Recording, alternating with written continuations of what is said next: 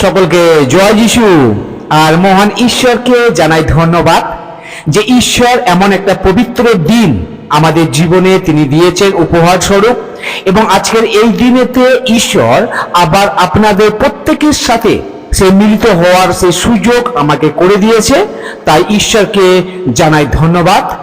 চলুন তাহলে সেই শুরু করা যাক আজকের প্রচার। আর আজকে প্রচারের জন্য যে বিষয় আমি নিয়েছি, আর সেই বিষয়টি হলো আমরা কি আমাদের শত্রুদের জন্য প্রার্থনা করতে পারি। কেননা এই বিষয়টা সত্যি অত্যন্ত আমাদের কাছে খুব গুরুত্বপূর্ণ, কেননা এটা আমাদের কাছে অনেক সময় অজানা একটা প্রশ্ন হিসাবে রয়ে যায়।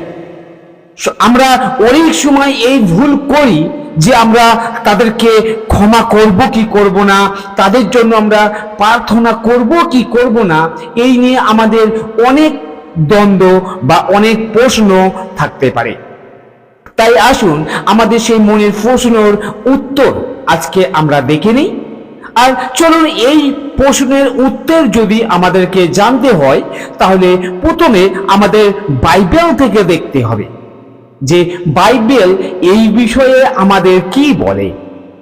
যদি আমরা বাইবেল থেকে দেখি, সে লূক লিখিত সুসমাচার তার 23 অধ্যায় 34 পদ, সেইখানে বাইবেল ঠিক এইভাবে বলছেন যে পিত ইহাদিগকে ক্ষমা করো, কেননা ইহারা কি করিতেছে তাহা জানে না। সত্যি সেই যিশুকে যখন ক্রুশবিদ্ধ করা হয়েছিল, যিশু কেবল তাদেরই ক্ষমা করলেন না যারা তাকে ক্রুশে দিয়েছিল, কিন্তু তাদের জন্য ঈশ্বরের কাছে এইটি বলে ক্ষমা চাইলেন। কোনটি? যে পিত ইহাদিগকে ক্ষমা করো, কেননা ইহারা কি করিতেছে তাহা জানে না। এখন আসুন আমরা দেখি যে কেন এবং কিভাবে যিশু তার শত্রুদের জন্য প্রার্থনা করতে পারেন। তাই প্রথম আমার যে পয়েন্ট, আর সেটি হলো যিশু তার কষ্টভোগের কারণটি জানতেন। যিশু স্পষ্টভাবেই জানতেন যে কেন তিনি কষ্ট ভোগ করছিলেন।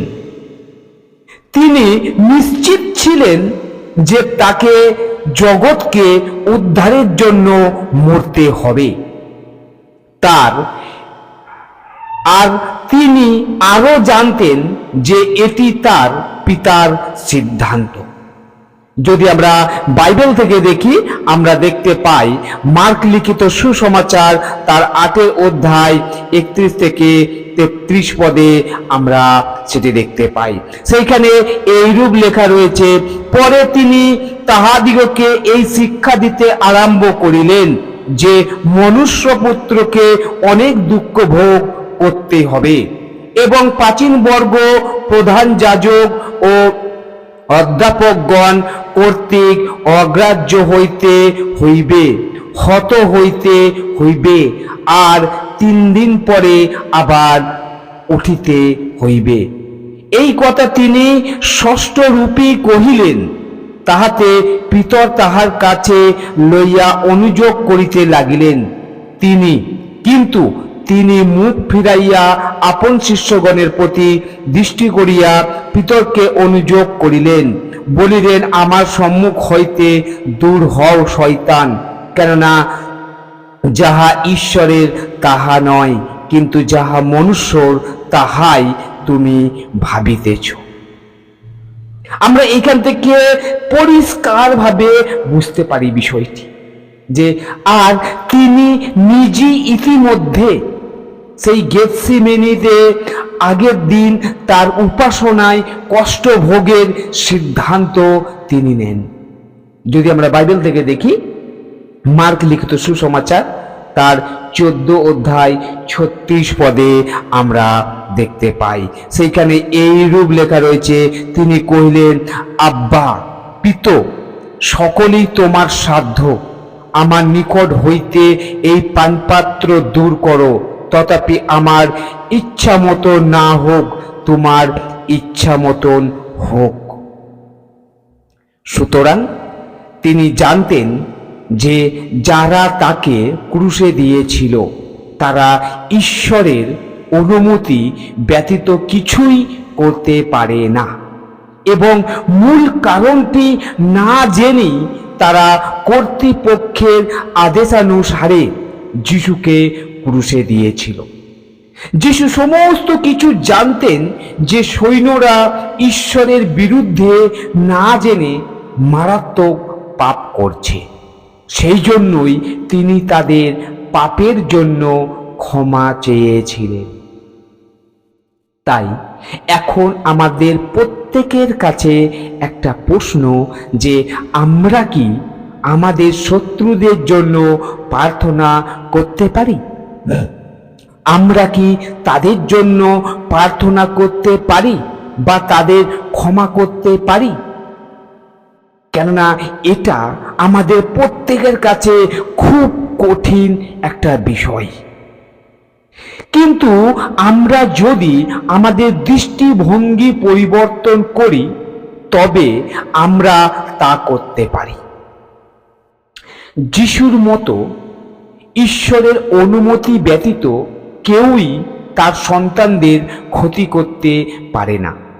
যদি কেউ আমাদের ক্ষতি করে তবে আমাদের জানা উচিত যে এটি ঈশ্বরের অনুমতির অধীন এবং এটি আমাদের বা অন্য কারোর উপকারে আসবে, অথবা এই ঘটনাটি আমাদের জন্য আশীর্বাদে পরিণত হতে পারে।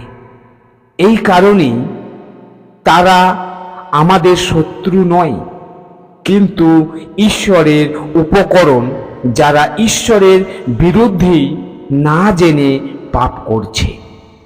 আর আমাদের আত্মবিশ্বাস থাকা উচিত যে তারা কেবলমাত্র ঈশ্বরের দূত, যারা আমাদের ওপর আশীর্বাদ বয়ে নিয়ে আসে।